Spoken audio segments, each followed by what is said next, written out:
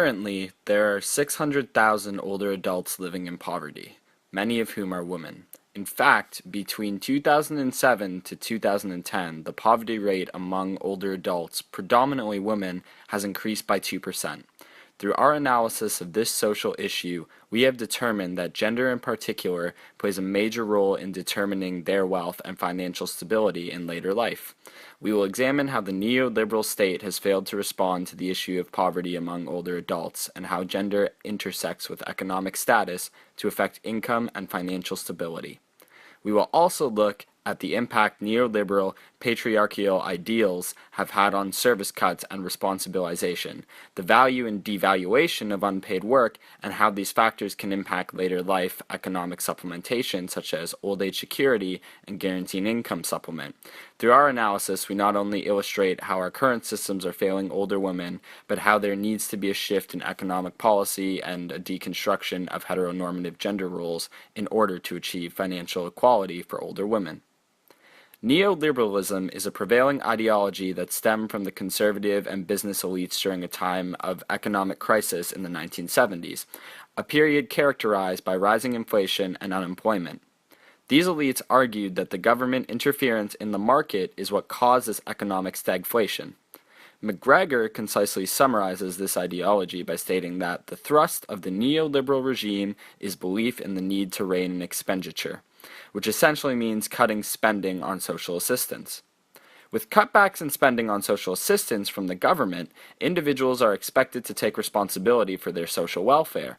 Consequently, this ideology perpetrates the discourse of responsibilization, a discourse that shifts the responsibility of social risks such as poverty onto the individual, without taking into consideration any extenuating circumstances. This means that individual members of society are required to find employment and earn money to make their basic needs, save for when they are older and wish to retire. Notably, this ideology also assumes that everyone in society is able to take care of their own welfare. However, this is not always the case, especially when an individual's gender comes into play. In fact, simply being a woman can have a profound impact on one's ability to earn money and save for old age. There are various reasons as to why being a woman would impact this ability. Notably, for a significant portion of their lives, women often assume the unpaid role of a caregiver. Although caregivers play an incredibly vital role in our society, it unfortunately comes at the cost of time, personal mobility, and additional financial responsibilities. Marilyn Waring elaborates on this topic by discussing how women frequently play a huge role in the growth of a nation through partaking in numerous forms of unpaid labor, such as child rearing. She argues that women are often pressured into these roles by society, and how women who choose to work often have their career impacted by these familial roles and are required to work a double shift. Even though these duties may be necessary, they are still unpaid, which means that they are neither contributing to the GDP of a country nor the future savings and pensions the woman may be eligible for making if it was recognized by income supplementation programs. Additionally, even when women engage in full-time employment, they earn significantly less on average than men. In fact, a 2013 report published by Statistics Canada showed that on average, women earned 66.7% of what men did for similar employment in 2011. This points to the reality that sexism is prevalent in society and how it often marginalizes women from well-paying employment in the job market. Making less income over the course of one's life impacts future savings and retirement options as well as one's quality of life. At this point, it is clear that attempting to resolve the disproportionate amount of poverty experienced by women over the course of their lives will allow them to save more money for when they are older. From an economic standpoint, the government should shift away from its neoliberal methodologies and implement alternative strategies to address the issue of poverty among women. Firstly, the government must implement a basic income based on participation.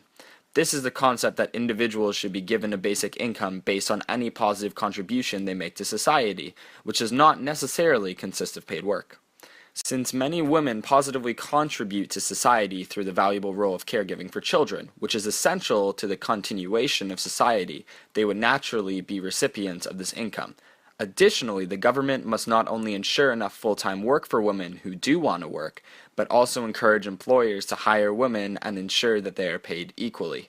Essentially, the two policies mentioned previously would allow women to save enough money in adulthood for when they are older adults and resolve the rising poverty rates amongst older women.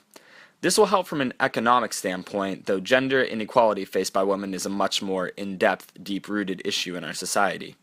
That being said, equal opportunities in the workplace, spousal supports, and family benefits and assistance, such as subsidized or free daycare, can be stepping stones in the right direction. To fully tackle this issue, however, we must deconstruct society's heteronormative gender rules and work towards an understanding that many of these unpaid childcare duties are unpaid because they are assumed to be the responsibilities of a woman. By taking this intersectional approach, one can see how the elimination of poverty for older women is no easy task. Socioeconomic factors such as class, gender, sexuality, and ability must all be taken into account. Our policies must become more reflective of all forms of labor, including caregiving duties and financial equality for the same work.